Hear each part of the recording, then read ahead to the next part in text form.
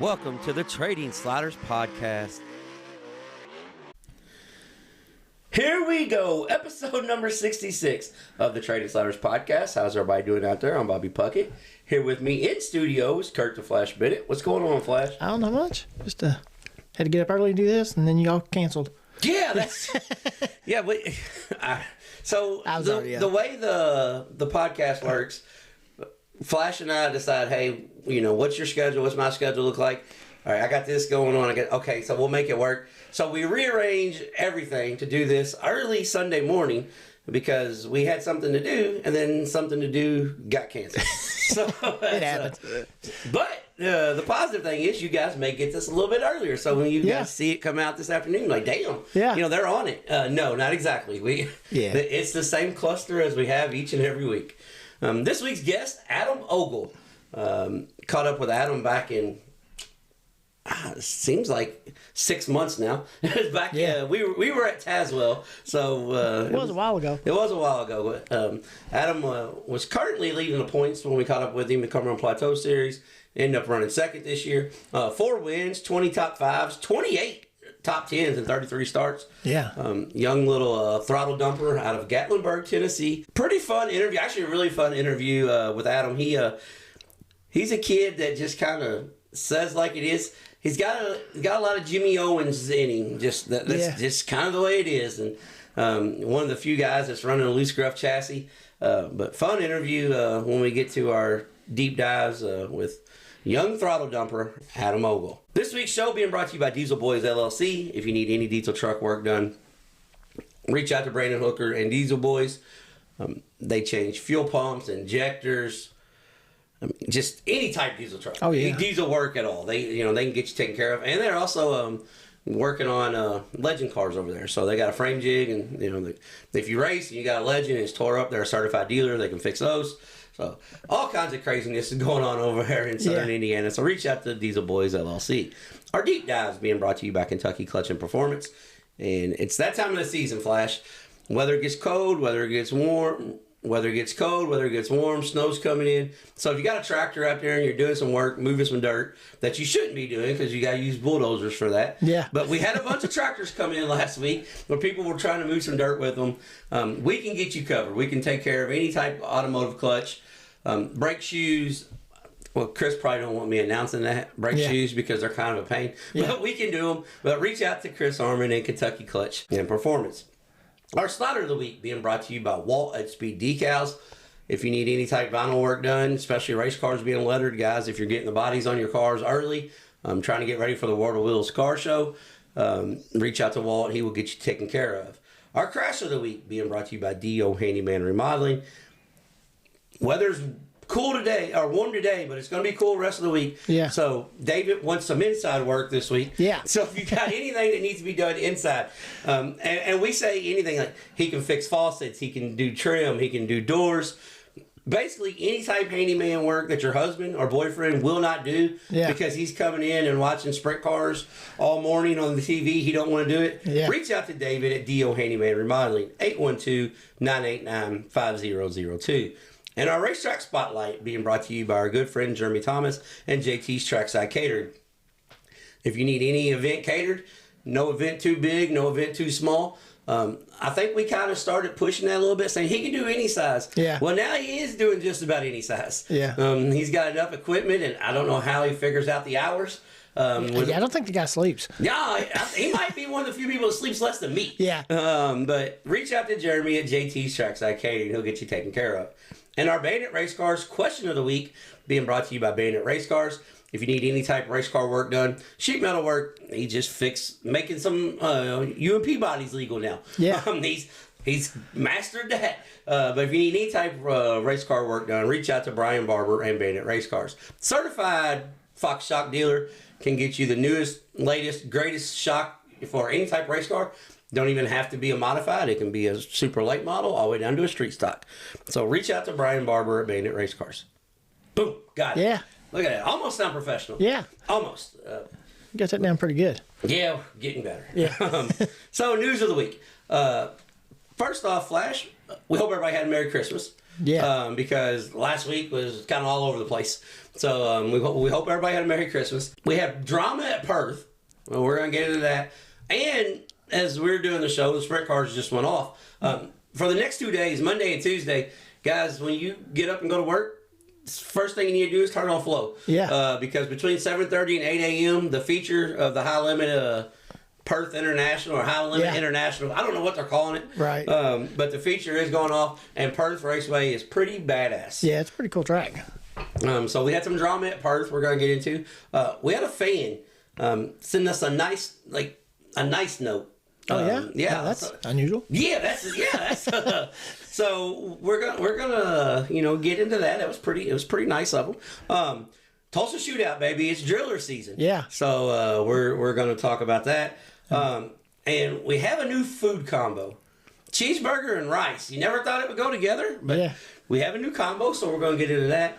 Clinton Bowles has some news that we didn't really want our buddy to have that kind of news, but he's on the market again. So he's looking. And Tri-State Speedway has an answer for some negativity. And they did it in class. Oh, yeah. I.e. the class track. Right. They did it with some class. But we're going to start off with dirt racing, losing a pioneer. Ray Marler owned and operated I-55 Raceway for, I think, 30 years, 29, 30 years.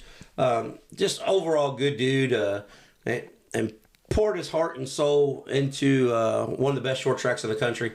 And dirt racing is not going to be the same without Ray. So we want to give thoughts and prayers and condolences to his family. He was one of the guys that not really started the Summer Nationals, but made sure the Summer Nationals did things the right way. Yeah. He was one of the guys, and one of the few promoters that stood up to UMP when he didn't like what they were doing. He'd stand up and say, "Hey, no, this is messed up." Yeah. So, Ray Marler, gone but not forgotten. So, he left his mark on the dirt racing world. All right, Flash. So, we got a fan note from Tommy in Ohio. All right, and this is not our fan question of the day, but he said he looks forward to our show every week because he's going through a lot of stuff with his family, and when he listens to our show, he laughs, he smiles, and he wonders how do we just make it work every week. Yeah. And I messaged him back and told him we appreciate that, and we don't know how we make it work every week. No, we just do. Yeah, it's kind of like a limited slip differential. It just works. Nobody really knows why or how. But we appreciate that. And I told Tommy also, I said, well, listen, this does a lot for us too. Yeah. Because we are dealing with stuff all the time too, and sometimes it's just easy to just bullshit about racing and take your mind off stuff that's going on. So So we appreciate it, and thank you for hanging out with us every week. And he said, yeah, I'll tell as many people about you as you can. He said, there's a lady that works at his work that listens to our show that's never been to a race. Oh yeah. Yeah. So that's pretty cool. Yeah. So I was like, okay. I was like, oh well, that's neat. Yeah. But yeah. So if you are going through something out there, and you use our show for an escape, thank you. Yeah. And we're sorry, but we're no Dr. Phil, so we may make you go the other way. Yeah. You never know. Yeah. But I thought it was nice, and I wanted to give a shout out to Tommy. Yeah. From Ohio. Yep. I don't know how we reached Ohio, but Tommy from Ohio. Well, yes, we do a lot of sprint car stuff though. So. Well, yeah. That's he didn't say if he was Tommy, if you're listening, let us know. Or you're a sprint car or late model guy. Yeah. We're just kind of doing a little... Because Ohio can go either way. Yeah. Well, we're kind of doing a little poll here. Yeah. Not really a poll, but we're just trying to figure out... we know what does better numbers-wise. Yeah. But we like covering everything. We like keeping everybody involved. So that's why we try to cover both on... Especially in the season. Yeah. We try to cover sprint car and late model. And, this is probably going to be like inside baseball, but if we have a sprint car guest on, usually there's a big sprint car race coming up, and we were just at a big late model race, or vice versa. So we try to cover everything every show. So try to get them together somehow. Yeah, somehow we're trying to make everybody like each other. Yeah. We're like the the discombobulated family. Yeah. Like, you get over here, you sit by them. And like, Yeah. well, I don't like them. Yeah, I know, but when you leave here today, you're going to like them. Yeah. So, we got a new food combo, Flash. I know you're kind of a picky eater. Oh, yeah. But what do you think about this food combo? Cheeseburger and rice. I think you're going to hear a lot about it this year. Yeah. That's what I think. Yeah, I think so too. Yeah. So Randall Edwards, known as Cheeseburger, made world famous by running up and down the road with Tyler Erb and the flow. What are they even calling that? The flow behind the scenes, or I don't know. The Speed Weeks by Cheeseburger, and they started counting how many cheeseburgers. You hate the whole thing. Yeah. First off, me and Cheeseburger like about the same thing. I could have been on that crew, right? Yeah, putting away some food on the Could road. helped out on that. Yeah, but Randall Edwards joins forces with Josh Rice, and I think this is a good move for James Ratliff Racing and Josh Rice. They don't know what tour they're going on yet, which tells me there's still a possibility they're going to go on the World of Outlaw tour. Yeah, because they were opening up in January with the World of Outlaws, so they were going to go out west, but I think they're. From what I've been told, I'm not going to say who told me, but from what I've been told, they've got a lot of stuff that they're rearranging within the program. So, yeah. Well, that seems natural with a new crew and everything. Yeah. You got to get everybody together and get all your parts and all your tools and just all the stuff people don't think about. It's got to be ready to go when you go. And well, here's the thing. You hear Kentucky and Josh Rice from Kentucky, you think it's an easy switch. Yeah. But Josh Rice is almost 2 hours from where the car is located. Right, yeah. So that's a big difference. Randall Edwards is 6 hours from where the car is located. So, you got to find out where you're working on the car and get everybody moved to the same area. Yeah. So there's just a little bit that goes into it with a short period of time. Race season starts in 3 weeks. Yeah. So it's I'm a big Josh Rice fan, so I hope this goes over good. Well, I think it's good, and what I like about it is, so Josh Rice is a stellar regional racer. Yeah. He's taking the next step.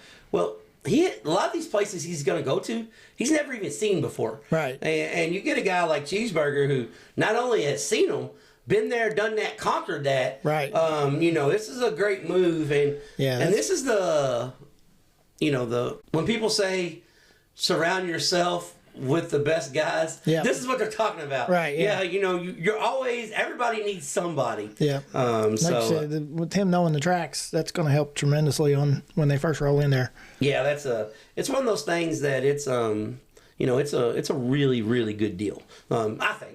You never know. It could go sour. They may not like each other. Right. Once they get on the road and Josh Rice is like, you want to eat cheeseburgers every night? No, I'm a chicken guy. Yeah. Yeah. You never know. They may be in Fargo, North Dakota, and one of them get out of the truck. But on paper, it looks like it should work. So, right. Yeah. I think Josh Rice and them, did a good deed. Looking out for themselves.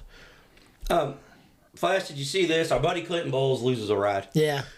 Kind of. Yeah. He didn't really have the ride. Yeah, he just kind of finished the year out for him. But yeah, Clinton Bowles is on the market because the Madman Ian Madsden is taking over is it Heinbreeder? Yeah, I think it's the Heinbreeder Motorsports ride.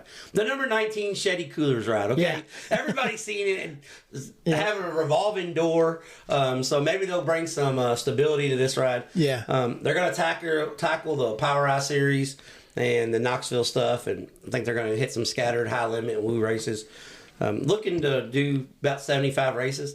Yeah. So that's a pretty daunting schedule. Yeah. And I know our buddy Clinton Bowles would have been like, hey, that sounds like my kind of schedule. Yeah. But hopefully Clinton will land somewhere good too. Well, I would hope so because this is not nothing because he came on the show. But some guys are made for the road and being a crew, and some guys are racers. Right. And Clinton Bowles is a racer. Yeah. I mean, when we met up with him, hell, it was last year at this time. Yeah. We met up with him last year at this time. He had a sprint car chassis, new in the back of his truck with parts hanging out. Yeah. Meets up with us and goes back home and works on race cars. Yep. I mean, he is a pure racer. So I hope Clinton Bowles gets a ride doing what he wants, wing, non-wing. I don't think he's real. No, I don't think he's real picky. He He's just a racer. And here at the Trade and Sliders, we say racers race. Yeah. So I know he's going to be at the shootout, and I know he's going to be, well, I say he's going to be at the Chili Bowl. He had a picture with the chassis in the back of his truck. Said, "How long is it to the Chili Bowl?" "Oh, I got to leave to go to the shootout." I sent him a message. I said, "Bro, you got all kinds of time." He said, "I like your positivity." I said, "No, I'm just an idiot who waits that late too. Yeah. I know all about that. Yeah. You got all kinds of time, man." But so yeah. Yeah, hopefully we see him at the Chili Bowl. Yeah, I think so. All right, Flash. It's time for our Bandit Race Cars fan question of the week. We got 2 of them again this week. The first one is Mike out of Brownstown. So Brownstown, Indiana. And no, he didn't ask us to meet up there and help build the wall. Oh yeah. He didn't. Yeah, no, he didn't ask. He didn't want to do that. Huh? No, I don't think Mike is a wall fan. Yeah. But Mike out of Brownstown said Paragon Speedway just released their schedule and it only has 1 mod race on it. With Brownstown canceling the mods, Bloomington not running the mods, and Paragon only have a mod race now, do you think the modifieds are a lost cause in the state of Indiana? Well, kind of, sort of. It kind of appears that way. Yeah. You don't, and Hopstock don't run them like they used to either. Yeah. I mean, there's quite a few places not. So here's okay. We work for a mod series, and there's going to be a lot of mod fans that listen to this. So yeah. I probably did not do a good job picking the question. The fan question this week. Now that I'm thinking about it, yeah, probably should have waited for this question until next week. But I live in Indiana. I'm used to the mods everywhere I used to go in Indiana too. So it's sad. It's actually sad to see them not there. Well, about it. But I think what's happening in Indiana that I've noticed is a lot of the mod guys can spend less money and run a crate car and run more racetracks, you know what I'm saying, without traveling as much. So I think you got a lot of mod guys going to the crate cars. And then if they get good enough in the crate car, I think those guys are using those same cars and all they're doing is changing motor and oil system and going late model racing. So I think that's what's happening in Indiana a lot. But honestly, I think you're right on that. Yeah. But I think that's being pushed by the racetrack because the racetrack's car count, like Brownstown Speedway's crate late model division it's always been good, but it was starting to dwindle a little bit. So if you cut, if you cut the super stocks, it don't cost as much at a super stock as it does to run a crate. Right. So you're not going to gain any cars. But if you cut the mods, well, those guys are spending just as much, if not more. Yeah. So they'll just get a crate car because they're used to spending that. That's what I'm saying. Yeah, I think. I'm not saying that a crate car is much cheaper than a modified now. No. I mean, even when there's $40,000 motors in the modifieds, I still think the crate cars cost almost as much by the time you're done to run a top-notch crate car. You know. Well, and here's part of the issue. A modified is a support division. Yeah. It is. I mean, and for people that love modified racing, like myself, I mean, we've got to realize what we are and the niche that we're in. Yeah. Indiana is known for 2 things, but basically known for one thing. Besides Brownstown Speedway, it's sprint car country. Right. That's what it is. The fans come to see the sprint cars. Yep. And it's just is what it is. Where the problem lies in, it costs so much money to build a modified, to race a modified, that modifieds quit showing up for $600, $800, $900 to win because you can't justify spending the money. Right. If it costs you more to get in and buy a tire than it does to win, eventually you just can't do it. Yeah. Well, that's where the racers and race cars have priced themselves out. Yes. Here I go again. Yeah. I might get fired for working for the series. Yeah. And the problem is the modified drivers, not all of them, some of them are easy to work with. Yeah. Actually, honestly, the series that we work with, we get into it with this week's. See, maybe I did do a good job putting this question on this week. Yeah. We get into it with Adam Ogle. We talked about how nice it is to go out on the road with a group of guys that all like each other. Right. Yeah. But for the most part, modified drivers want to be treated like late model drivers. But it's not what put asses in seats. No. I mean, everybody wants to be treated the same. Everybody wants to. Well, I understand why they feel that way, because how much money they're spending and how much time's involved. I mean, both, to keep them things going. But I think modified racing in South Central Indiana it's not dead.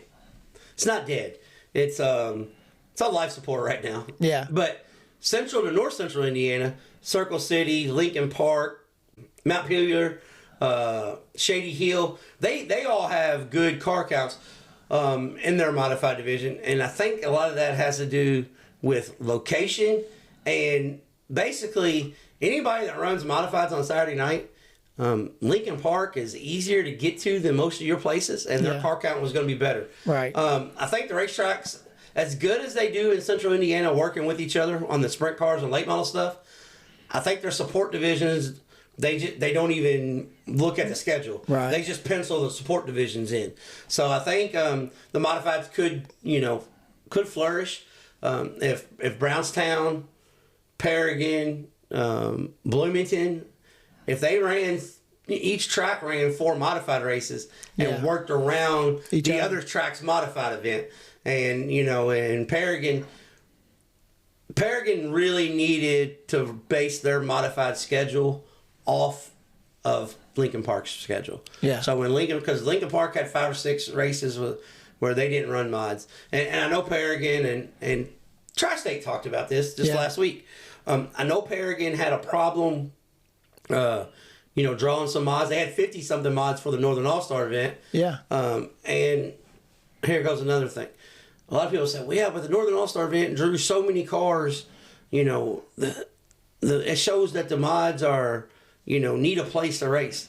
There's a caveat to that. They drew a lot of cars in the March and April races. Right. In the June and July races, they had an average car count what everybody else does. Because when nobody's racing, everybody wants to race. Yeah, and early in the year, everybody wants to race. Everybody wants to race. Just like an event in November at the end of the year.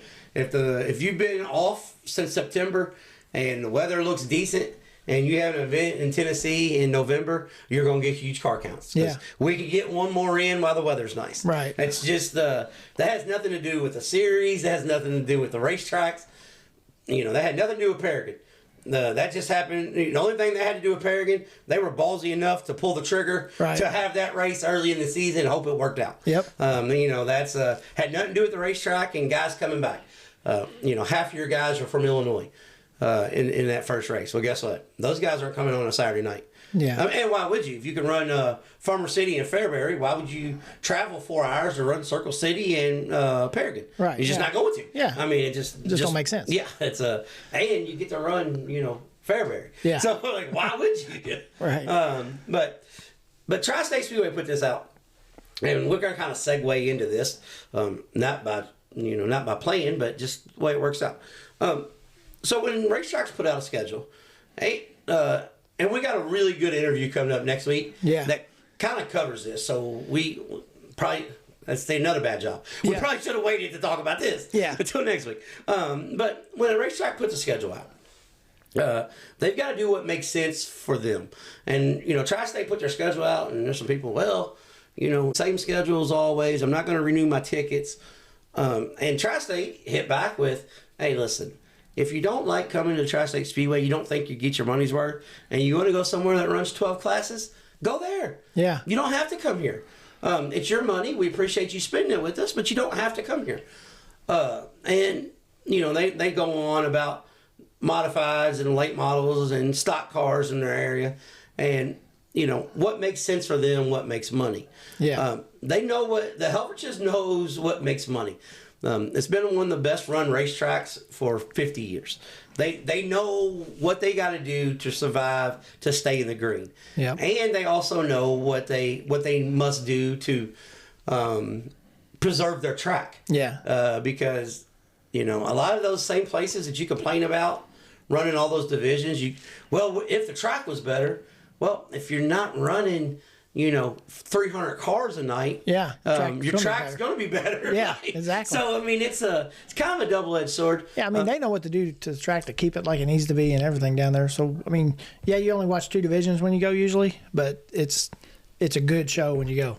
Yeah, and here's the thing: nobody loves racing more than you and I. Right. There's a lot of nights we go down south and we're like, oh my God, we're never going to get out of here. Yeah. we don't have that problem at Tri-State. No, so it starts 7:30. You're out there at 10:30. Yeah, it's nice to be home by midnight sometimes. Yeah. With a 2-hour drive, that's awesome. Yeah. Like so, we don't got to keep everybody there all hours. And another thing people don't realize is all them tractors that you see at Tri-State that take care of the racetrack, that money's not put in there just for the racetrack. That guy does other things and. He doesn't have to keep that place open. No. That's what people need to understand. I mean, yeah, sometimes your griping can make people go the other way when you really don't want that. Yeah, you just and I understand. Like when we talked about the schedule, we both agreed. Hey, we wish there were some more modifieds. Yeah. I mean, I wish they ran modifieds at the Tri-State every week now, yeah. But I mean, if they don't work for them, it just doesn't work. Yeah, and here's the thing: it did work. Yeah. When they ran on Sundays, now they run on Saturdays. Yeah. That same problem we just talked about. Paragon getting mods. Everybody's running on Saturday. If you live towards St. Louis, and you can run Brownstown Bullring and I-55 within an hour, why would you drive 3 to Tri-State?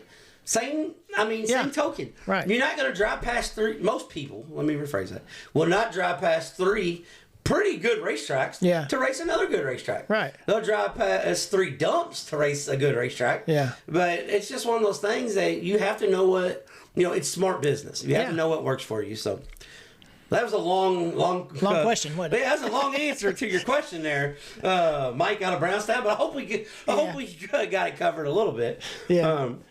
Next one, Flash. Questions come from all over the United States this week. Yeah. This one is out of Ames, Iowa. First off, I've ate at Texas Roadhouse in Ames, Iowa. First off, Stacy out of Ames, Iowa. You go to Boone and Marshalltown every week. I'm glad this question isn't bitching about no racetrack. Yeah. Because if so, I was going to yell at you. Yeah. You got 2 of the best weekly racetracks, in the country. Oh, yeah. But I do like your question that you asked. So, Stacy out of Ames, Iowa, Flash. I don't know if Stacy's a man or a woman. So, right, yeah. Because this came in through Spotify, which if you listen to Dirt Tracker, you can find out. You can send comments on Spotify now. Yeah, that's cool. I learned that from Justin Fiedler. Yeah. He told us you could after he started doing after he started doing questions. Yeah. So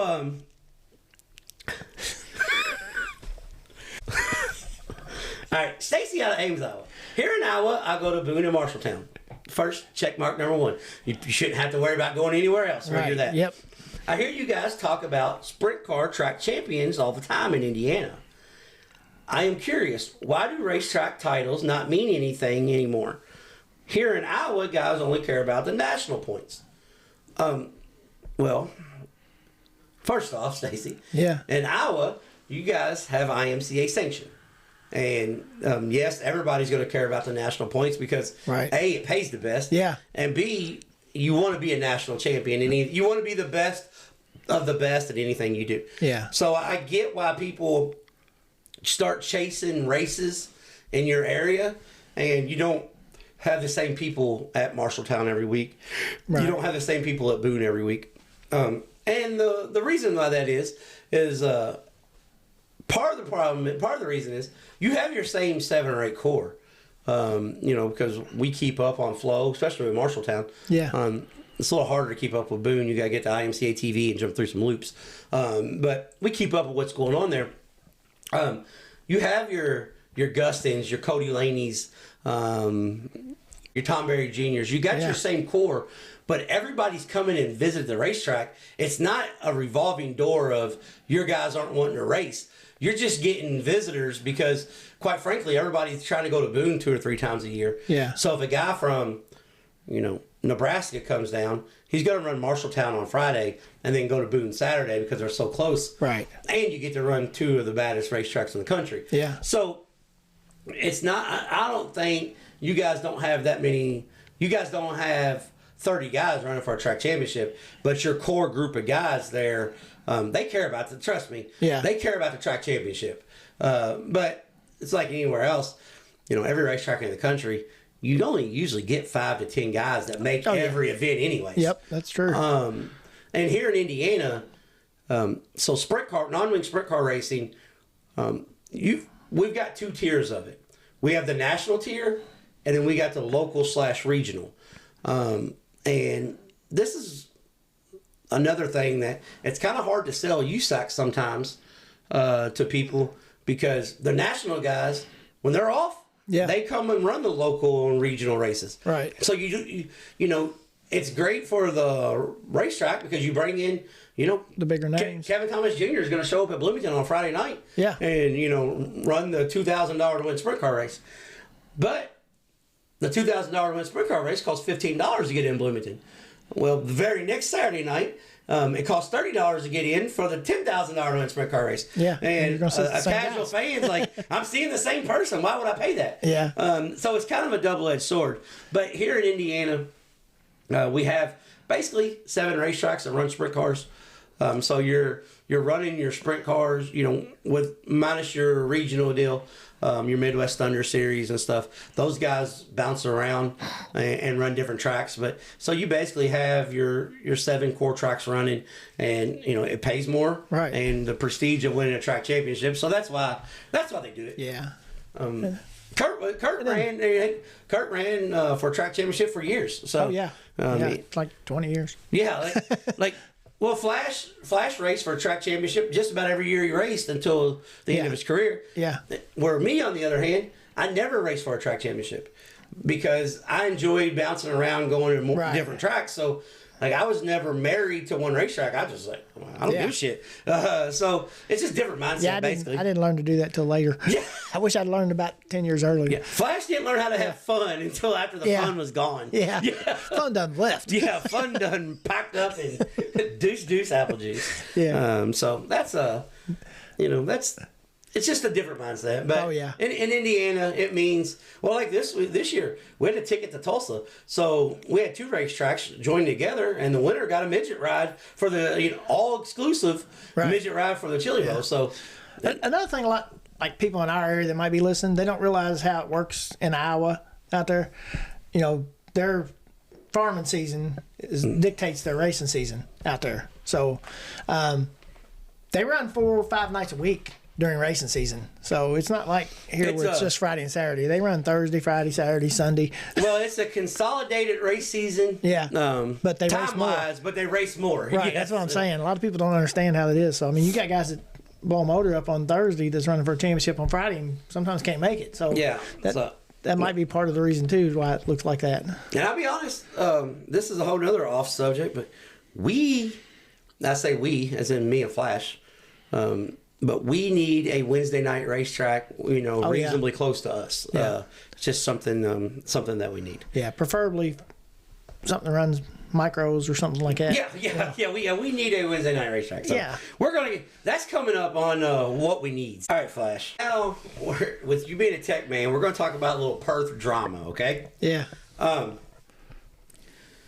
What do you think would happen, because you've had to disqualify a few people, what do you think would happen if you had to start throwing dudes out because they didn't have the right sticker on the car? Yeah, that would be bad.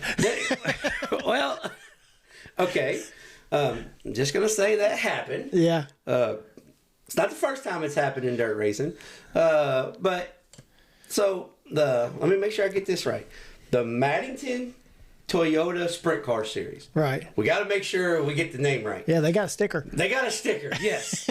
So, all the Americans go down and run the Perth High Limit International race. Right. Well, starting Friday, maybe Thursday, Friday. Yeah. They're a day behind us. Whatever day it was there. Yeah, it came out Friday in the U.S., so whatever night they ran. So starting Friday, we're just going to go on U.S. days, all right? Yeah. Because they raced on Sunday, which was technically Saturday there, but they raced on Sunday. So Friday, we had 41 sprint cars show up to Perth for night number 1 of Western Australia Speed Week. I don't know. They got 4 events going on right now. Major events that you can keep up on Clay Review. Right. So the Buddy Kofoid gets the Queen's Sleep. Let's talk about that first. Quick time, want to see one they made. Usually that would call for speed decal slider of the week. Yeah. But it's not. Because Corey Day won his heat, goes to post-race tech, and all of a sudden he gets disqualified, Flash. Yeah. Not because he had on the wrong tire, not because he didn't weigh enough, or not because he didn't, his nose wing wasn't in the right spot. None of that.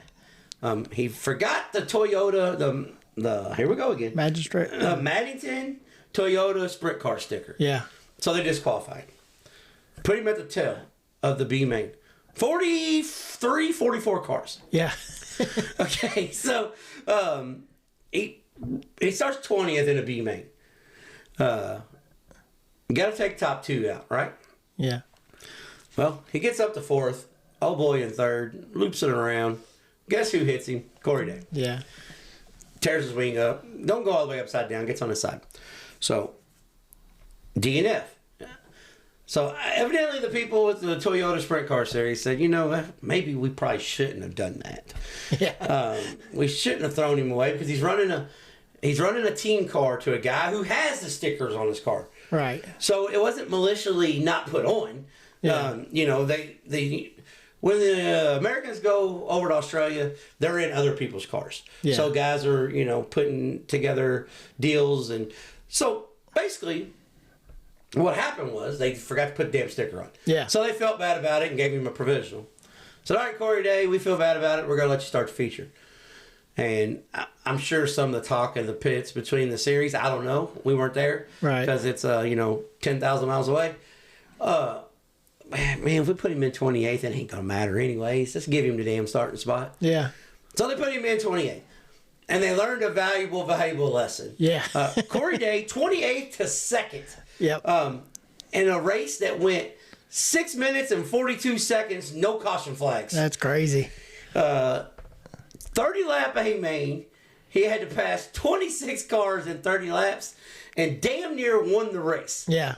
So this week's Slaughter of the Week goes to Corey Day from 28th to 2nd in a 30 lap A main. With no cautions. At Perth Motorplex. That's crazy. Corey Day doing Corey Day things. Yeah. This morning's breakfast edition of the high limit sprint car race. Corey Day started 4th and said, guys, see ya. You know what's going to happen. Yeah. Like, you might as well start me 28th, bro. Yeah. Corey Day doing Corey Day things. Chase Robin said something funny during the middle of the race because Corey Day's ripping the wall, just ripping the fence. He goes, Corey Day's in his happy place. Yeah. He's banging off the cushion. Yeah. Right front's turning. He's hitting the wall going down the straightaway. Yeah. He's in his happy place.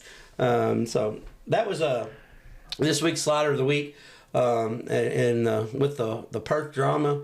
Our Dio Handyman Crash of the Week, though, Flash.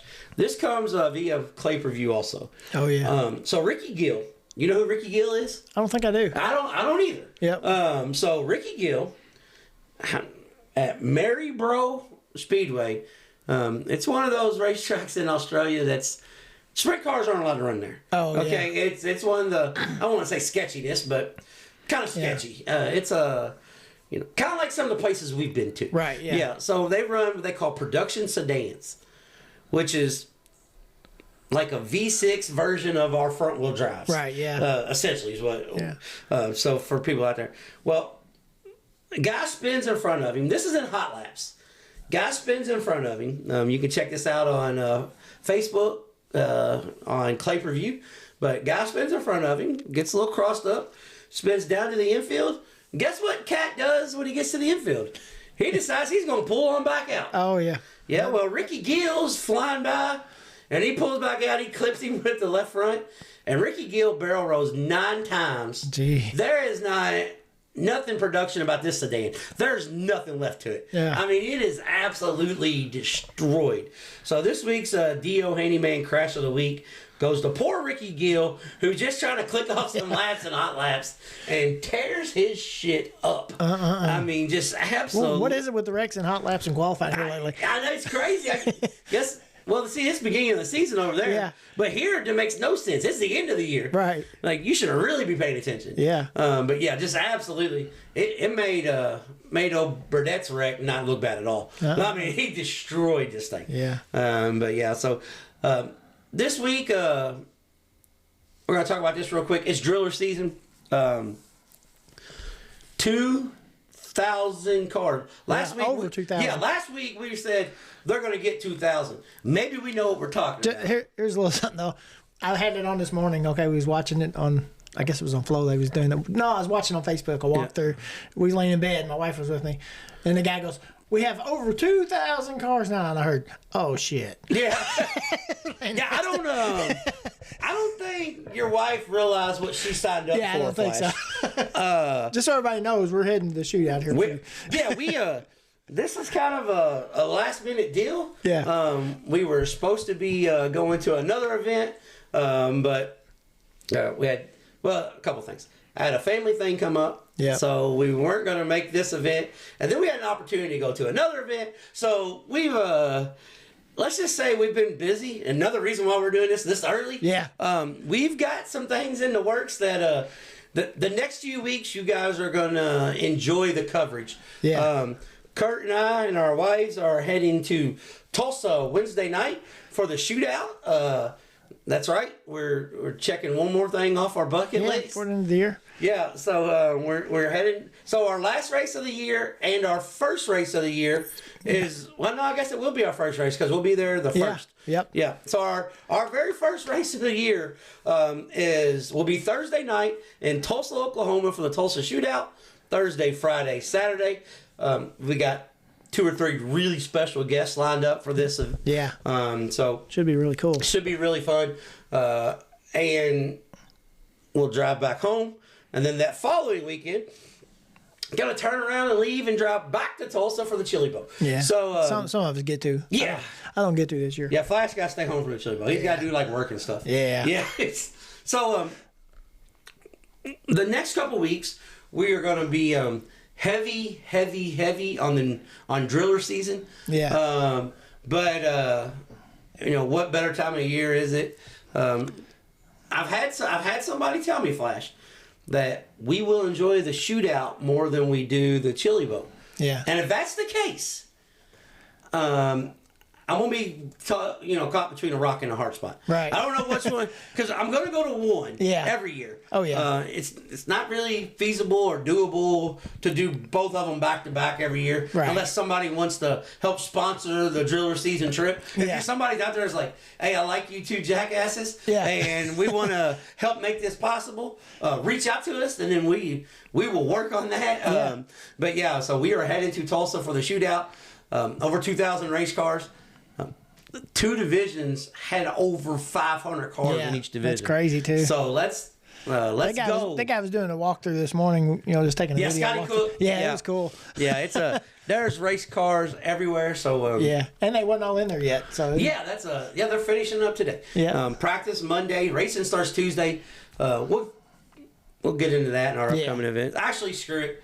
We'll go ahead and do the racetrack spotlight now, and then we'll do it again in the upcoming events. Yeah, that'll work. The racetrack spotlight, being brought to you by JT's Trackside Catering, is the Tulsa Expo Raceway for the Tulsa Shootout. Tuesday through Saturday, over 2,000 race cars. It can be found on Flow Racing. This is the most watched event every year on Flow Racing. Right. 2 reasons. One, if you can get over the sound of the motorcycle engines and you just watch the on-track action, it's the greatest racing competition of the year. I mean, you got 13-year-old kids racing against NASCAR champions, racing against sprint car champions, racing against drag racing champions. I mean, it is a mix of guys that just get in this building and race balls out. So just guys that love racing. Yeah, just love racing. So this week's Racetrack Spotlight, being brought to you by JT's Trackside Catering, is the Tulsa Expo Raceway for the Tulsa Shootout. So that's just one of those things that It's just badass. I'm excited. Yeah. Like I said, I don't think your wife really knew what she's signing up for. Nah, but she's gonna learn this week. Yeah, we gonna learn her. Yeah, we gonna learn her. Because we'll give a little insight. We'll talk about this next week. Yeah. We are going to leave about 6:00 p.m. Wednesday night, New Year's Eve, and we need to be at the racetrack at 7:00 a.m. Yeah. Thursday morning. If you do the math, we got about 2 hours to spare. Yeah. So between maybe a nap, maybe breakfast, we are going to go straight to the racetrack. Yeah. And then do a 12-hour marathon at the racetrack. So it's going to be like a 36-hour. And then if the race don't get over till 9 that night, we got to be back at like 8 the next morning or 7. They open the doors at 7. So. Kurt, you said they're going to get done at 9. Yeah, I know. No. They got 11 o'clock curfew, bro. Okay. And they're going to go up to the curfew. Deb's going to listen to this. Yeah. Be quiet. I'm just going to let you know that 9, if we're out of there at 9, we had a catastrophe. The roof blew off the building or something, okay? I have never been out of Tulsa Expo Raceway at 9 p.m. I was looking at the thing, and there's like 100 and something races every day. Yeah, every day. Every day. So. Yeah. So looking forward to it. Got some really cool things in the works while we're there. So it won't be all play. We will have a little bit of work. But if they're racing 100 races a day, if we got to miss 5 or 6 races our work's pretty fun though. So yeah. So. It's not really work if you enjoy it. Yeah, that's what I've been told. Yeah. So, but yeah, so we're gonna get off here and catch this week's deep dive. Adam Ogle out of Gatlinburg, Tennessee. They said he ended the season with 4 wins, 20 top 5s, absolute throttle dumper, and as you'll tell by this interview, pretty cool kid as well. Oh yeah. It's time for the Trading Sliders Deep Dives presented by Kentucky Clutch and Performance. Here we go on Trading Sliders Deep Dive this week. We have he could have raced 4 years, it could be 5 years, depends on who you ask sitting in here. But current Cumberland Plateau Modified Series points leader, 4-time feature winner on the year, maybe 5 or 6 by the time I get this posted. Adam Ogle out of Gatlinburg, Tennessee. Thanks for coming on, Adam. Thanks for having me. But hold on a second. I forgot. We're doing. I've got to work on a few things mid podcast here because Adam's kind of backwards. He don't realize you guys talking to the microphone. Let's try it again. Thanks for coming on. Thanks for having me. There we go. Look at this. Learning on the fly. Adam Ogle out of Gatlinburg, Tennessee. Long historic family racing career. So from day one, was it always I'm going to race, or was you into sports? What was you into growing up? Everybody in the family didn't race. So my older brother raced, and that's kind of what started it for me. But like my dad and them never really did anything racing wise. So I think it was 2009 when I started coming around the racetracks. So I was probably 5 years old. I played basketball and football and played a year of baseball and all that stuff. And I mean, I don't know. I couldn't run fast enough, so I had to start driving. Hey, you're talking with a fat, out-of-shape old basketball coach. I know about not running fast enough. But you race primarily here in East Tennessee. Mm-hmm. Every racetrack you go to, high bank, fast. And the last couple of years, you've ventured out with our series and stuff, and you're venturing to different style racetracks. A, what do you prefer? And B, how awesome is the racetracks in East Tennessee? Oh, the racetracks in East Tennessee top anything I've been on, and I've been a lot of places. Yeah. And my preference is pretty much Bulls Gap. If you go look at Bulls Gap, that's pretty much my preference. So you just want to go fast and put it on the wood? I like going fast. Well, hell, you should be fine here at Tazewell this weekend. Should be. Yeah, I mean, it's called. I mean, the moniker itself is the Bad Fast. Yeah, for sure. A lot of people don't know this, but like I said, you've been in this 4 years or 5 years, depends on who you ask. 4 complete seasons. Let's put it that way. 4 complete seasons. Yeah, 4 complete seasons. You've gone and run speed weeks. You've been to Gateway.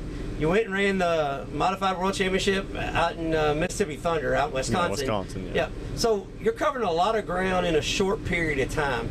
And a lot of people don't understand, but, you know, you're one of the few guys in the country in a loose gruff chassis. Yeah. So, you know, Jimmy Owens is your right-hand man.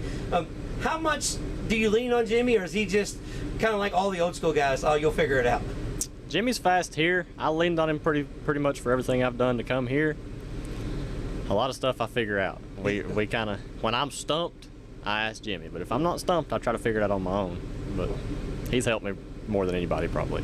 Well, I mean, hell yeah. I mean, you got him to build a car for you. It's not like, Jimmy's like, hey, I want to build race cars. I mean, he's got his own stuff going on. I think you're in a situation where you don't really understand right now, but in 15 years, you're going to be like, damn, that was pretty cool. Yeah. I had a dirt late model Hall of Famer just open his doors up to me and say, whatever you need to, man. Yeah, it was cool. My whole race car was built. We had an angle finder that ended up being bad. So my whole car's wrong. Jimmy, when he built his car, he threw it away. So he wasn't in there to tell us, like, hey, man, this angle finder's messed up, and it has been. So we don't need to use this one. But I don't know. It's been fast, and him helping us and letting us do that, we appreciate it a ton. Well, maybe it's just Jimmy, ribbing you a little bit. Maybe the angle finder wasn't wrong. He just wants you to think something's wrong. I was there when he compared them. It was wrong. All right, I'm trying to make you feel better. You're like, nah, man. Listen, that thing's been fast. I'm not mad at all. Yeah. I'm good with that. Yeah. I will say, you're the points leader now. You've got a pretty decent points lead. Going forwards, what's your plans? Is it always to be modifieds, or are you thinking, I'm in East Tennessee. There's a ton of late model racing where I don't got to travel, because you got to travel quite a bit here with the mod. Is late model racing in the future, or is it just kind of wait and see? Any of us racing that's younger, we're all racing for a chance. We all want the opportunity to go and race late models and travel the country. So obviously, if that opportunity was there for me, I'd take it in a heartbeat. But I really don't want to go crate racing. Crate racing pays good, and there's a lot of races and stuff, but it's just, in my experience of crate racing, it's just kind of a whiny class. And when we like racing these mods, these guys don't care. We go race. If we win, you're congratulated. If you lose, you congratulate the winner. Everybody's just here to race and have fun, and that's... Well, if you wreck, I mean, people loan you parts. I mean, it's a different world. But where you guys are, though, I mean, you got the limited late models and the steel block series. I mean, there's plenty of options in East Tennessee. It's not like, a guy being in the Midwest, you got two options, either crate or super. Yeah. I mean, so, you have options. But I don't want you to go late model racing anytime soon. I know I'm going to piss some people off saying this, but you're one of the few people I enjoy being up and down the road with. Right. I give you shit during the week, so you're one of the guys that it's fun to be around. And your whole era, your girlfriend, she sells shirts. Your dad, he's always smiling. He's never really mad. He seems like you're the one that's always upset about something. I mean, but your group of people, it's kind of a family operation, isn't it? Yeah, it is. And if I'm not upset, nobody is. And somebody's got to be upset to get better. So. Yeah, I don't think I've ever seen your dad mad at the racetrack except for when you're bitching. He's like, man, quit bitching. He has his moments. He definitely gets irritated from time to time. He don't like drama. Better. He don't want to show it. He don't want nobody to know. He's better at hiding it. Yeah, he's better at hiding it than I am. I get emotional sometimes, for sure. Yeah, well, that's what Kelly said. Yeah, well, she said, this is the first time we've done an interview that I've done an interview, and we got a crowd. We got a whole group here. Because it's 110 degrees outside, and everybody's trying to get around in the air conditioning. But I think they really want to make sure you don't say nothing stupid. Oh, I'm going to. Yeah. And that's guaranteed. I always do. Just give it a minute. I mean, just give it a minute. We're almost 10 minutes into this, and you haven't screwed up nothing yet, except for not talking in the microphone. Well, I am talking in it now. Yeah, I know. I'm proud of you. I think you're doing good. I know you build your cars, and like I said, Jimmy helped you, and you do a lot of hands-on stuff. A lot of kids your age, they just show up and race. I mean, we're just going to be honest about it. Do you think that helps you? Because, I mean, A, if you knock the shit off, you got to fix it. But B, you understand how the car works. Yeah, this year alone, and you can ask Wesley and Kelly will even tell you, I've learned so much about what I need to do and when I need to do it and what not to do. Just learning this race car and learning how to adjust on them and stuff. It definitely helps me, because I can be on the racetrack and feel something, and then I think while I'm out there, when I get back in, I got to do this. And a lot of people come in and say, well, the car's tight, what do we need to do? I'm like, where's it tight at? Is it tight? Is it steer tight? Is it the back that's tight? Like, it's just different things you got to know, and I definitely think it's helped a lot. Well, I can tell, and what I said about our series, and this speaks well for you and some of the other younger kids that's run the series. I think this series is good because it's taught you guys not only how to race, but how to race on the road, how to race multiple nights. We go down to North Alabama, and right off the bat, bad luck strikes. You tear your car to pieces. Most kids just go home, and I think you were on the verge. You were very, I'm done. But those are experiences that if you end up traveling and doing this a lot more often, you learn so much from things like that. And, just talk about the series a little bit, because without the series in East Tennessee, I mean, you guys got to travel a lot to go race. For sure. The series has been, let me kind of rephrase what I said earlier. If I were to go crate racing, I would go follow the Crate All-Star Series. Yep. My brother followed that his last year racing, and they do a good job. It's fun. Well, I had fun doing that with him. It's the locals that I don't want to fool with. Nothing against those guys, but screw you is what he's saying. No. This series is what's kept us from probably doing that, because we got to where we were racing Mountain View every weekend, and I like Mountain View. It's a good little track, but I like to be diverse a little. I like to go race here and there and get around, and I don't want to just settle in one racetrack. I feel like you don't get any better doing that, and I want to get out and get better and learn and race with the competition.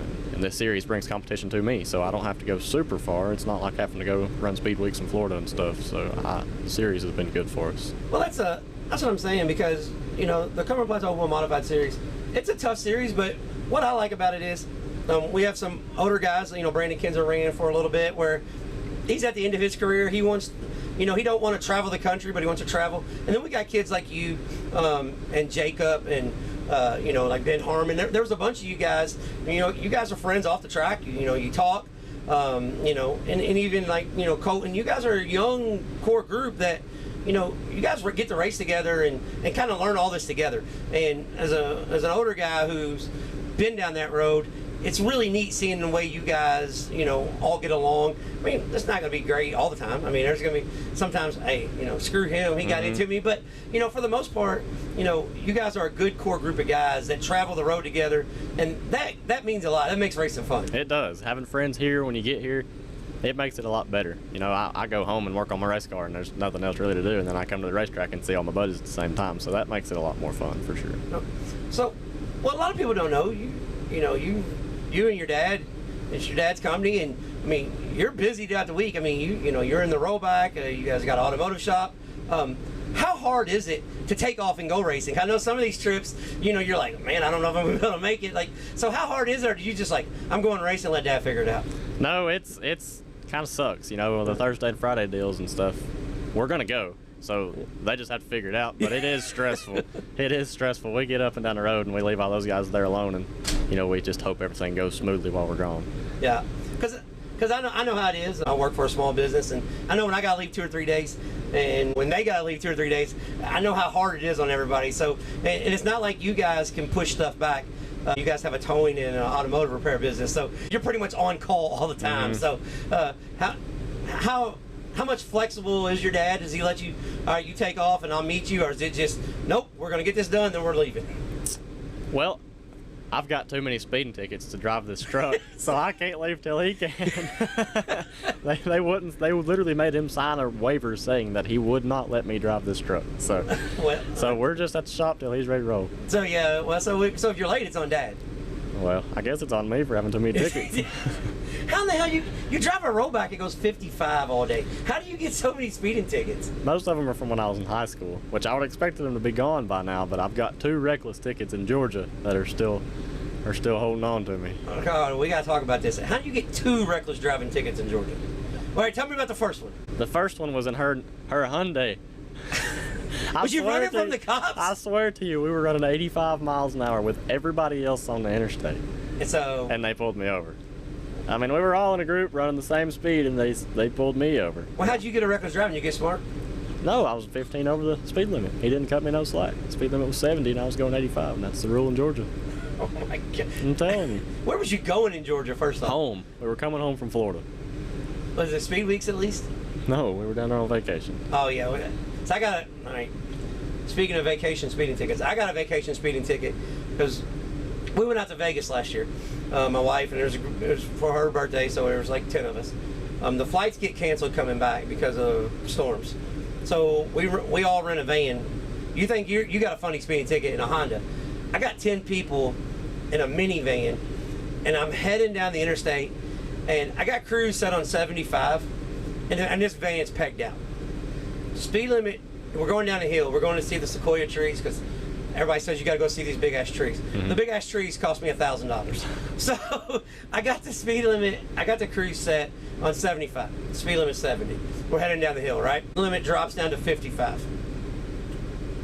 the van, you know, like you got the cruise set, they back up. This one didn't back up. I about hit the cop in the ass doing 100 in a 55-mile-an-hour speed zone. So I locked the brakes up, about smoking. He pulls me over. That's a long story. So I get, you say you got a speeding ticket in a Honda, I got a speeding ticket in a Dodge minivan. So I get it. All right, how'd you get a second reckless driving? I didn't even get a reckless driving ticket. He let me go. We were coming back from Florida. Her parents live in Florida. We were down there visiting them both times. Hey, hold on a second. I know the problem to this. Your ass needs to fly to Florida. For sure. Yes, we started flying. The last couple times we've been down, we've flown. It's cheaper than the tickets. So we're coming back, and we're in my Duramax. And she tells me she's hungry. It's gotta be. It's her fault. No. I mean, it was dark. It was good dark. So I was cruising pretty good. But she tells me we're hungry, and I see a cookout sign, the next exit. So I come 3 lanes across the road, 85 mile an hour. I was still going 85. I was going exactly 15 over the speed limit. When I say speed limit's not 85, I'm just saying. I was going exactly 15 over. Okay. He still could have cut me a break and not made it reckless. But I come from the left lane all the way to the exit and got off and we went to cookout, and he didn't like that very much. So 2 reckless driving tickets. Is that in 1 year? Or is it 2 years? 1. She says 1. 1 year. Yes, Damn. 1. I see why your dad let you start racing. It's like, damn, if he can run the Hyundai that fast, I mean, why the hell can't he run the race car? So if you have a bad night and you're poking around the bottom, like I've seen you do a time or two, is your dad like, hey, I know you go faster than that. They're not going to give you a reckless driving ticket here? I don't even know if he knows about it or not, to be honest. Really? I don't know. Well, he does now. He does now. See, he is going to say something stupid. Yeah. So he knows now. I'm old enough now not to get in trouble, so we're all right. Well, you're old enough now not to get your ass kicked. Yeah. You're still old enough to get in trouble. Yeah. I mean, hey, newsflash. You race for Dad. That's you work right. for Dad. Your ass can get in trouble by Dad. For sure. It's just the way it is. I don't know how it is in East Tennessee, but that's how it is back home. I don't even know. I don't know. To be honest with you, I was pretty mad both times because, like, Well, no shit. cut me 1 mile an hour and it's a go away, but Okay, they how wouldn't. come you didn't set cruise on 74 or 84? I wasn't cruising. I mean, I was driving, but I wasn't a Hyundai. I had to cruise set on Hyundai. But everybody was going 85. That's why I was going 85. I was just going with the flow of traffic. Did you try to plead your case? No, he said that he'd been behind me for a mile, and I never even looked up and seen him, so I figured I might as well just... Well, you know what you should have told him? What's that? I would have, but I was texting my dad and let me know I was on the way home. Yeah. And then maybe he would have just gave you a texting ticket and let you out. Yeah. Those were like $300 too, though. Those tickets both were $275 a piece for speeding tickets. $500. You got $500 worth of speeding tickets. Now you got to wait for Dad to take you to the racetrack. Yeah, I know. That's crazy. That's how they do you in Georgia. They didn't do. No, you did. They did not do you. I'm telling you, they single me out in Georgia. They look for me in Georgia. So you're saying you're not looking forward to the Sugar Creek race then, huh? No, I don't have to go on the interstate to go to Sugar Creek from my house. Well, hold on. You got some of Georgia's money back though last year. I did get some of Georgia's money back. Yeah. See, that was my revenge on Georgia. Yeah, that's what I'm saying because it was hammered down. Yep. And you just flat put it on the wood.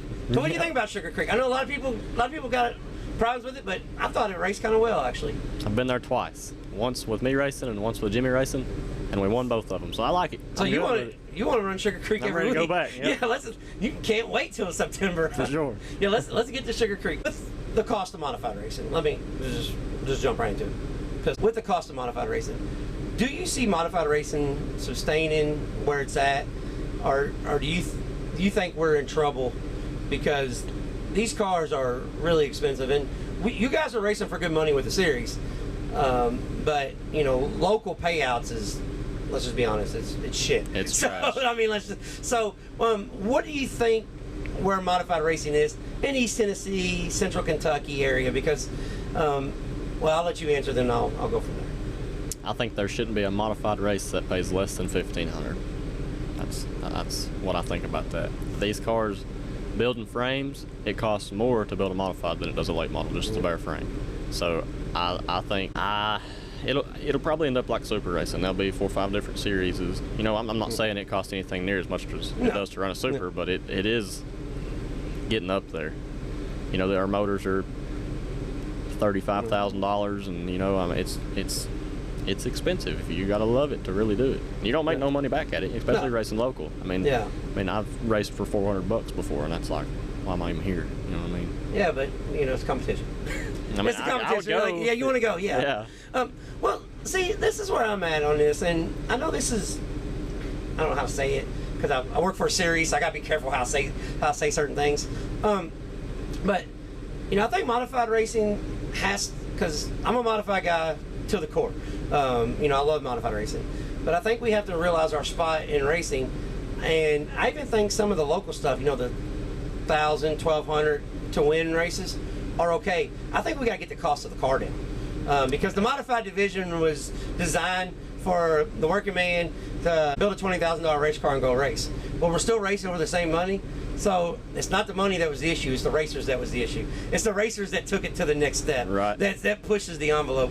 So because the modified division, unless it's USMTS, we're a support division. Mm-hmm. That's just what we are. Mm-hmm. And if our costs too much to be able to support the racetracks and the other series, we're the problem. Not the race. It's not the racetrack's fault because in certain pockets, fans come out to see modifieds. But we also got to realize that, like in East Tennessee, if we're not running Super late models, we're all just chipping away and hoping that we survive. Right. You know what I'm saying? So, I think that the modifieds need to do some work on some rules and some stuff to bring the cost down a little bit, where we can justify racing for $1,500 a win. Because like our payout is it's a late model payout, and it's hard to go to these racetracks and say, hey, we need $12,000 to bring you this series. So I'm saying, like, and now we got guys that, I don't want to say dodge competition, but we have a $3,000 to win event, and our car count's not what it should be. Yeah. So it's not my money. I can't tell guys where to go race. I mean, it's you guys are the ones making a decision. But I think that we all need to get on the same page together, because not only if it's not just our series, it's the Mod Mafia series, the Mars series, the Northern All-Star series. And if these series go away, then the local modified racing is going to die. For sure. I mean, that's just because then local racetracks don't have to justify paying $1,500 a win. You will be racing for $400 a win. Right. So I don't really know how to go about it. So I'm just going to ask you, how do you fix it? I don't know. I was really proud of our local division last weekend. Bulls Gap had 17 cars, and then on the same night, I-75 also had 17 cars. So there's 30-something cars right there, and I remember when going to 411 and watching 5 modified race. Yeah. I remember watching Wayne James lap the field too. Yeah. But fixing it, rules. It's all you can do, because everybody's going to try to get the best stuff. Yeah. You know what I mean? So all you can do is rules. If you want to bring the cost of the car down, you just have to make a rule for everything on the car. Yeah, because everybody's going to try to break those rules. Everybody's going to try to buy the best stuff that they can buy to go faster. I mean, we all want to win. Yeah, and I say this all the time. The racers are their own worst enemy. For sure. Like, you guys will come up, hey, we need to do this, and then a series will be like, okay, let's do this. And then 2 weeks later, the same ones that was bitching about what we need to do are breaking the rule that we implemented. Mm-hmm. So racers are their own worst enemies, because just like you said, everybody wants to win. Everybody wants to go fast. Mm-hmm. We're going to go fast. So I just don't know. I know times are tough in our area for the modifieds. I get it.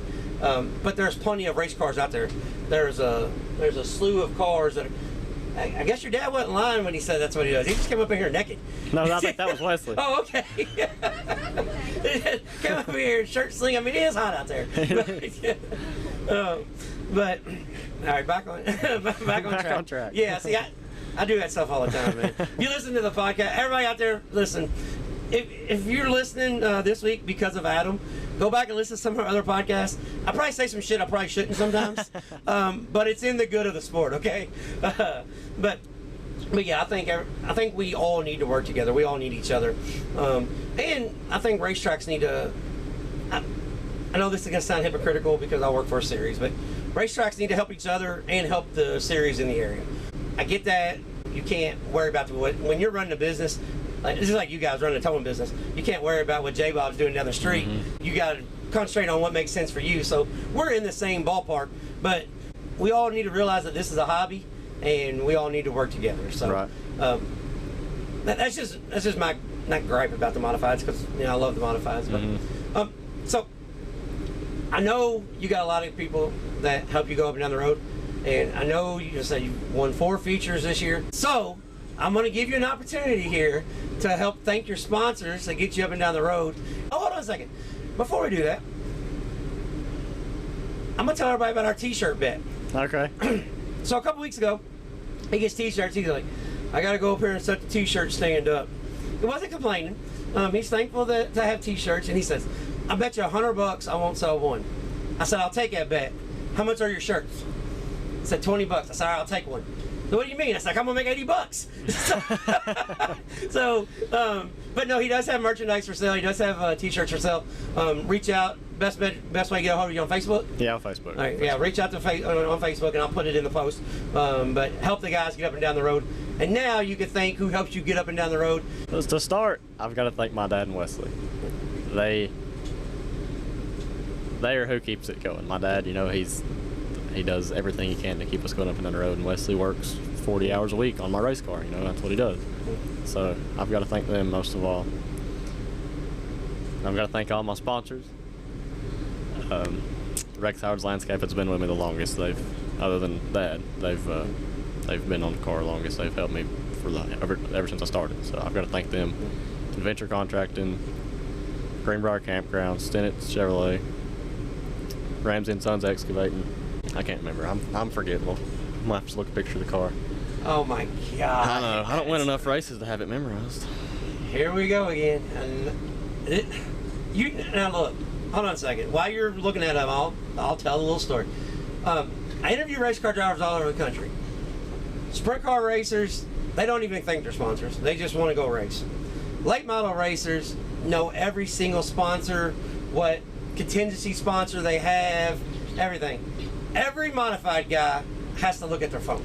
Listen. Every single one of you guys. The late model guys are used to being put on the spot. You put us mod guys on the spot who we win a race and we might get a little check and a pat on the back. We don't do no interviews. We don't hardly ever get on TV around here. So, and we have to think. And my brain, we're all just hillbillies. Obviously, you don't think because you got 2 reckless driving tickets in the state of Georgia. So you don't think, obviously. No. All right, let's try this again. Okay. Who do you want to thank your sponsor? And your Saving the best for last. Okay.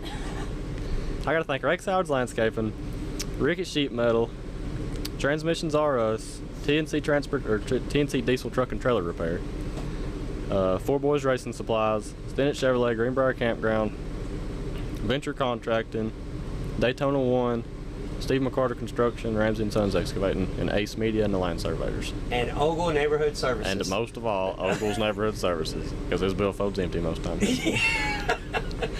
And most of all, I've got to thank Kaylee. She lets me do some things I probably shouldn't sometimes. We actually left a wedding last weekend at 6:30 and drove straight to Bull's Gap. I jumped straight in the car and we went racing, and it was one of the people she grew up with, spent her whole life with. She let us leave early and get up there, but she sets up and sells them t-shirts, and she does a lot for me. Yeah, she does. A lot more than I could ask, for sure. Yeah, I kind of like her a little bit, so that's why I gave you a little bit of crap. What's Matt say? She's a little ornery sometimes. But well, yeah, she is a little mouthy, and she will post on somebody's post on Facebook. Yeah, she'll do that in a second. She does not care about that. She for sure will. She will do that. But we appreciate you coming on. We gotta get to the drivers' meeting. We got some stuff going on, and honestly, if they haven't got everything taken care of, I'm gonna sneak back over here because the air conditioning, because it's hot as hell outside. Well, come on, it's always open. But I appreciate you coming on, and out of Gatlinburg, Tennessee, current points leader for the Cumberland Plateau Modified Series. Hold on a second. Is Reese? Where's Reese at? He's supposed to be here. That's what I thought. Wait a minute. Hold on. Is he there? Get that thing open. Is he here? He's not coming. He's coming. He's not coming. He's definitely coming. He's just not here yet. Yeah, okay. Neither is Mac and Brad Dyer. Yeah. So, like I said, we appreciate you coming on. Adam Ogle. I appreciate you having me, for sure. Thank you. All right, Flash. That was Adam Ogle out of Gatlinburg, Tennessee. Really fun interview. There was a little bit of technical difficulties. Is the main reason why it took forever to get this out. Yeah. We had an air conditioner unit sitting right over top of us, blowing like down in the microphone. Oh yeah. So if it sounds a little marshed up, I had to do some. I'm no editor yet, by any means. But if you heard the original version and you heard that version, you can be like, holy hell, this dude's pretty damn good. Newsflash, I'm not. Just tried to, Adam kept saying, we'll redo it. I said, no, I'm going to get this one right, because this was pretty funny. This was a good one. He's talking about his reckless driving tickets coming back from Florida, and I mean it was a really fun interview. But one thing that I really like about Adam, and we touched on it, he races with his family. It's a family atmosphere. His dad John and his brother helps quite a bit.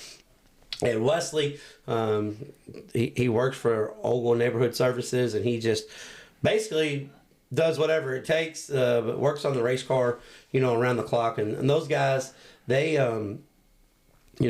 they're a small budget team that get out, hit the road, and not scared of any competition whatsoever. That's what I like about Adam. He doesn't run from competition. No, he does not care. He wants to beat them. Yep. And when he gets his teeth kicked in, he just says, "We sucked and got our teeth kicked in tonight." Yeah. And there's only one. You're only going to get better that way. Right.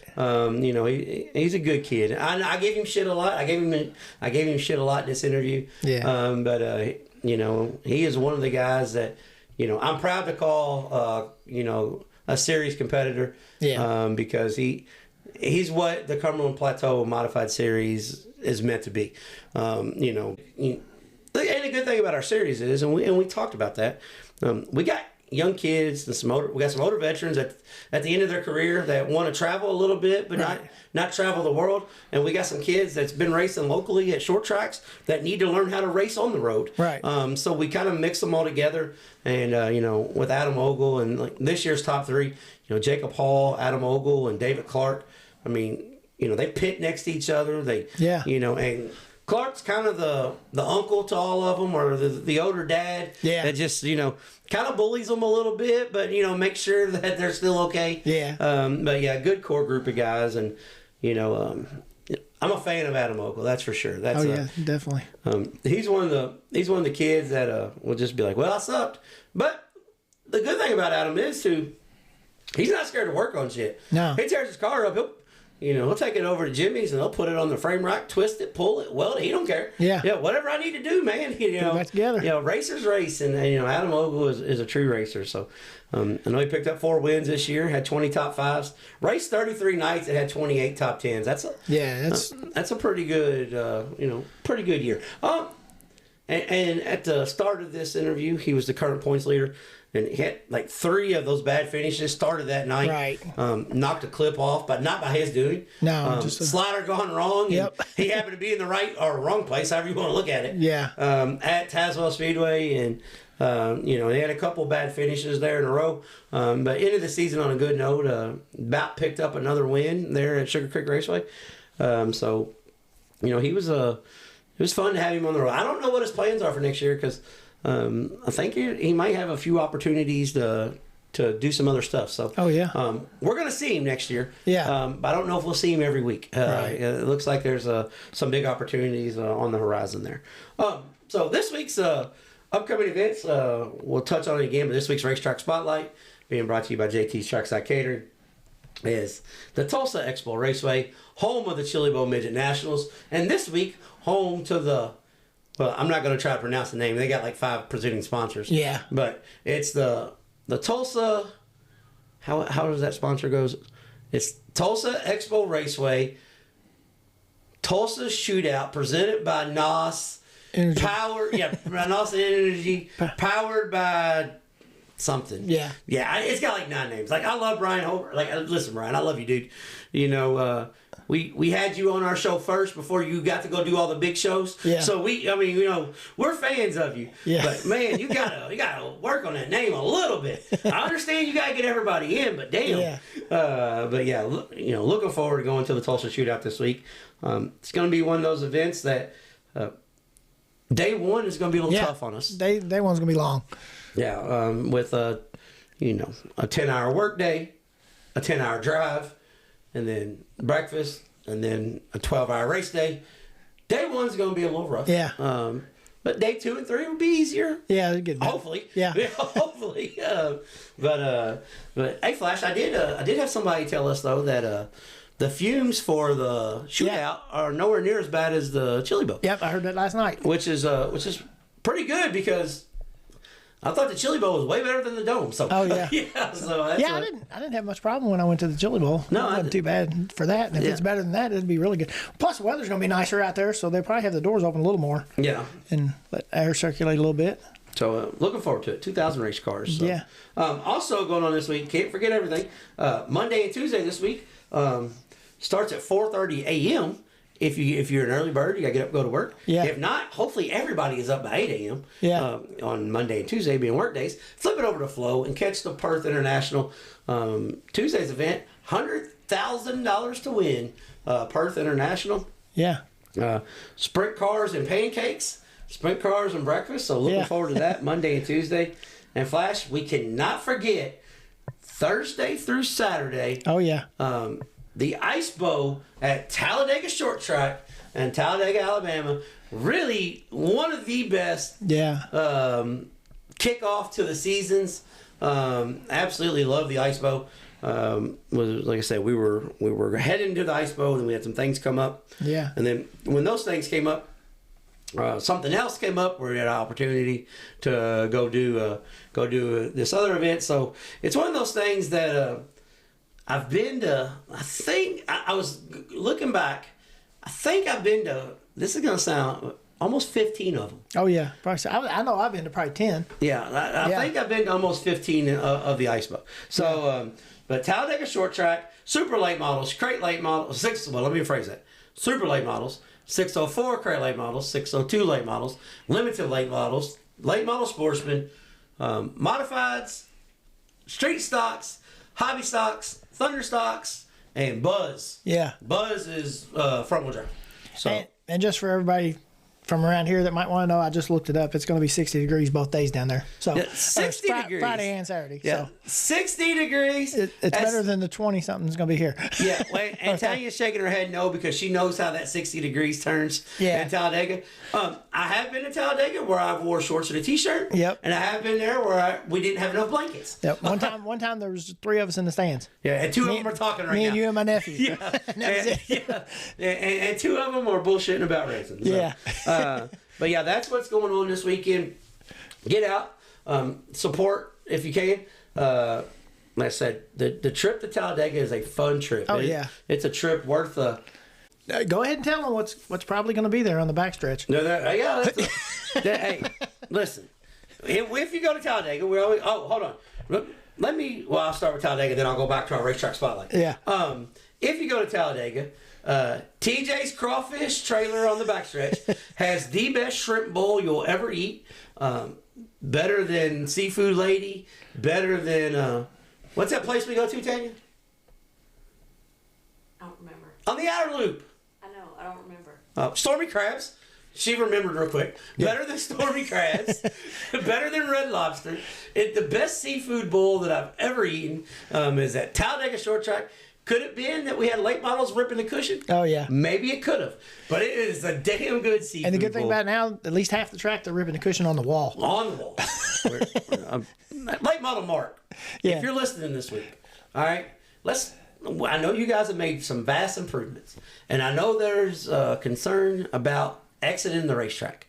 But the guys at West Memphis, Arkansas will show you how to make a gate and it will fix that problem. Yeah. Let's put a damn wall up in 3 and 4 so Yeah. we can race on the wall all the way around the racetrack and get this racetrack in the top 10 of the country. Yeah. Because you're missing one thing. Yep. You're just missing one thing. Yeah. And you're going to go, you're going to go from good to excellent. Yeah. Just hear me out on this one, okay? I know we if you listen every week, you hear us bitch about that, but I promise you, just watch your racing in turns 1 and 2, and then watch it in 3 and 4, and you tell me which one you think's better. Yeah. If you think 3 and 4 is better, okay, I'm sorry, knock the other damn wall down. Yeah. But I promise you, you're going to agree with me on this one. But I didn't mention our food of choice at the Tulsa Expo Raceway, Right. which you've got just about anything whatsoever. But the walking tacos, I'm not a huge walking taco guy. Yeah. But the walking tacos are really good. And, I can't eat ice cream, but the ice cream, Tanya said last year was phenomenal. Yeah. So, but they have a little bit of everything. You get Tex-Mex kind of, being in the Midwest, Right. or I guess Mid-South, or southwest, mid-south, I don't know. We're in the middle of the state in the southwest. Yeah. So I don't know what geography term that is. Right. But that's where we're going to be. One thing I probably should have put in the open again. We've still got some people that need to pick up their shirts that they paid for. We need to get with that. But we do have some shirts available still. We are sold out of 2X, small, and I think we got a couple medium left. But we got some large and extra large available. So if you need, if you want to get a shirt, reach out to us. It helps us get up and down the road. The main thing, it helps put our name out there. So you go to a race event and you're wearing a shirt, and people see it, and maybe they'll click like, subscribe, because we need you guys to do that. It don't cost nothing to do it, and we appreciate it. So anything else, folks? I think that's about it. I think we covered everything. Yeah. Oh, no. Next week's show. Yeah. All right. Next week's show is... You're going to have a show out Monday next week. Yeah. How's it going to be done? We don't really know yet. We might have toothpicks propping our eyes open on the way home. Yeah. we don't know how it's going to be done yet. But I'm just going to say, I'm thinking we're either going to have to do it at the hotel before we leave, or Talia's going to have to drive for a couple hours, and we can do it. You might get a road trip, like an actual Trading Sliders approved road trip. Like hanging out in the car, doing the podcast on the way home. Yeah. But our goal when we started this was to hit every week. We're not going to stop until, like, if we don't have a show that week, we're done. We're done doing the shows. Yeah. That's our goal. So we're gonna put something out every week, and like you guys know, for the last 66 weeks, it won't be a 15-minute. No. Here you go, just to hold you over. We're gonna put something out each and every week, and we appreciate. That's for you. That's for people like Tommy who said, "Hey, I use your show to get through the week." So we know there's people out there that this hour and a half, 2 hours is escape from reality, what's going on, and we really appreciate it. So we will have something next week. It may look a little different, but I promise you, we got one badass interview that you're gonna love. Oh yeah. The interview next week gives insight to sprint car racing, stock car racing, running a racetrack, running a series, running a race team, running